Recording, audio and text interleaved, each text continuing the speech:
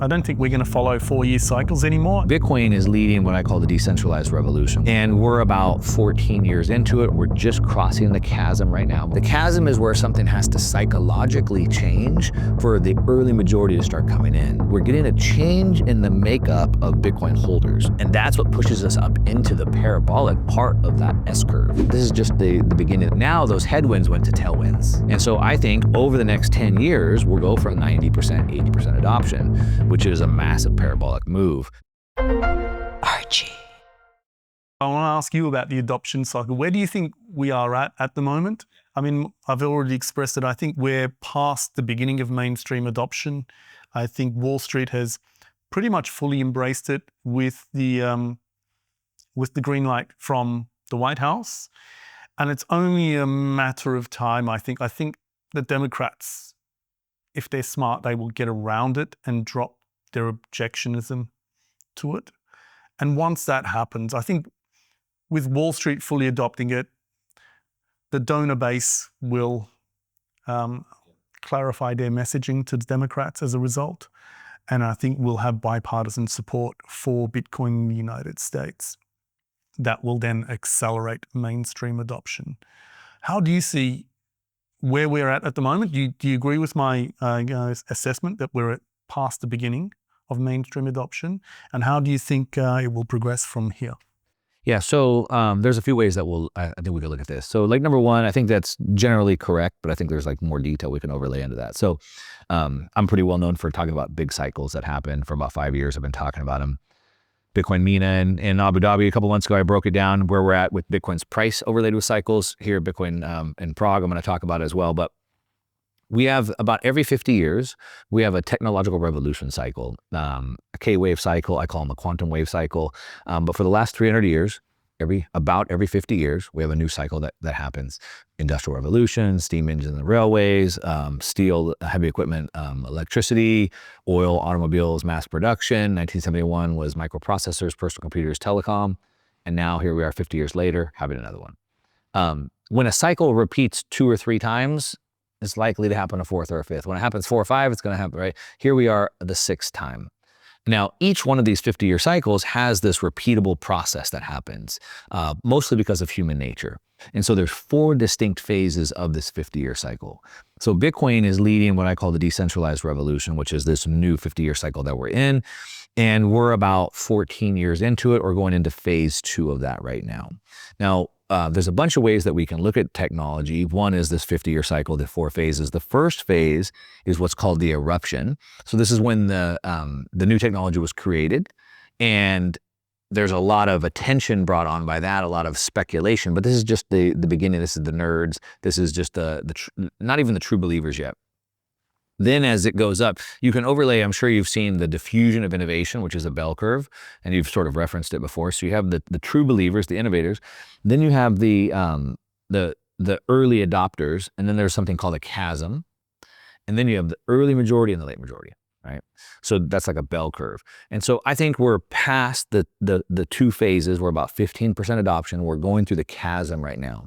The chasm is where something has to psychologically change for the early majority to start coming in. And I think that's the adoption by the governments, by the institutions, the Wall Street institutions that are making it legitimate. So we talked earlier about sort of like the boomers who like, I don't know if that's true. It's probably a scam coin, something like that. I mean, we're literally still at this point in time where you have Larry Fink, the largest asset manager in the world, saying to buy Bitcoin, and Ray Dalio, the largest hedge fund in the world, saying to buy Bitcoin, and President Trump, the president of the free world, saying to buy Bitcoin, but your cousin's still telling you it's a scam coin. Like, it's kind of weird because your cousin ain't smarter than those 3 guys. Not only that, really sophisticated financial managers, like all the hedge fund managers we just spoke about, Druckenmiller, Paul Tudor Jones. Right. I mean, we can list off probably a dozen of them that are very well known. Your cousin still thinks it's a scam. So we're crossing the chasm right now, and then the early majority and the late majority will come in. So I think that's where we're at in the cycle. Now we can take that diffusion of innovation, we can overlay that to this 50-year cycle, and then there's also, in technology, we use something called an S-curve. And an S-curve measures how fast the innovation gets diffused out to the public. And so the way an S-curve works is the time it takes to go from 0 to 10% is the same time it takes to go from 10 to 90%. 80 to 90% is typically considered full adoption. Still some people that don't use the internet today.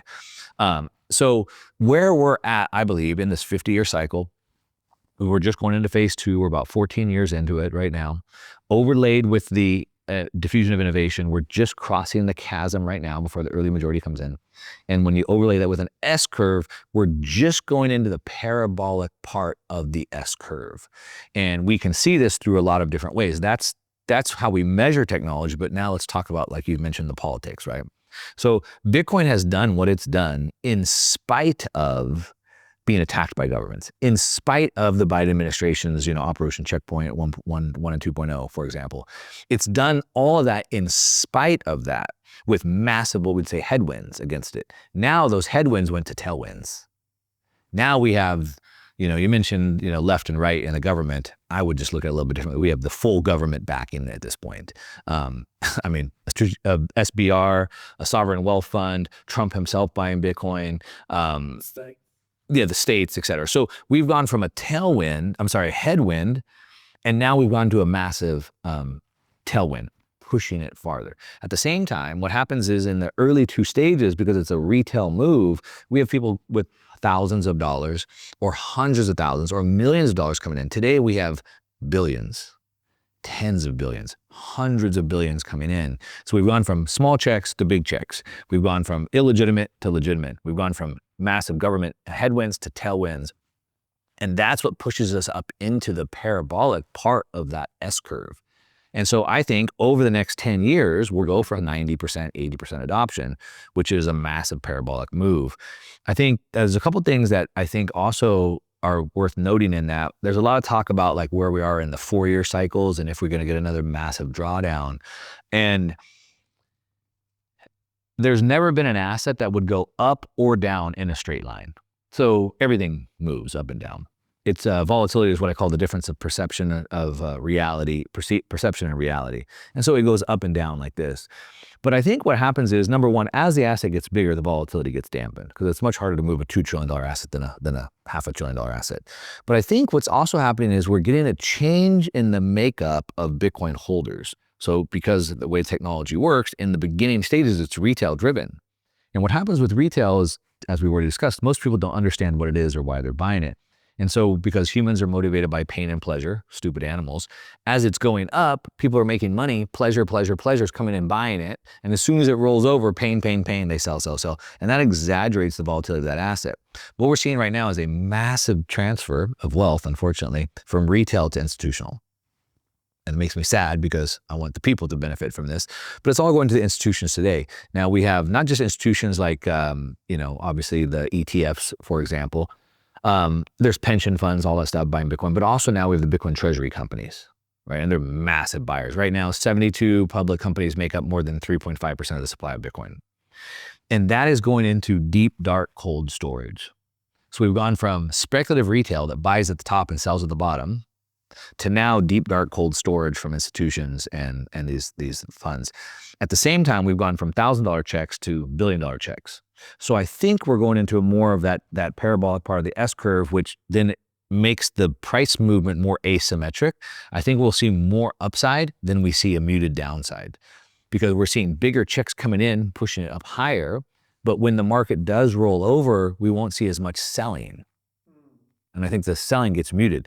I'm not saying it's not going to go down again. Of course it goes up and down, but maybe we still get the same upside volatility, but maybe instead of an 80% drawdown, it goes down to 50% or something like that. Yeah, I'm not sure of what's going to happen with the price other than long-term it will go up. But in terms of the shape of cycles, which are probably over for now, I don't think we're going to follow 4-year cycles anymore. I think the last bull market came early and this one we reached a new all-time high before the halving. So I think there's something breaking down in the cycles there.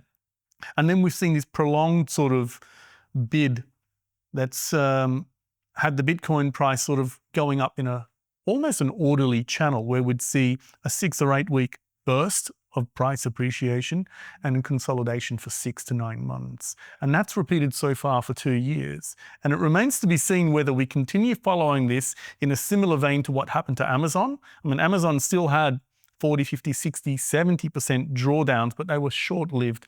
They were not these long 12, 18-month bear markets.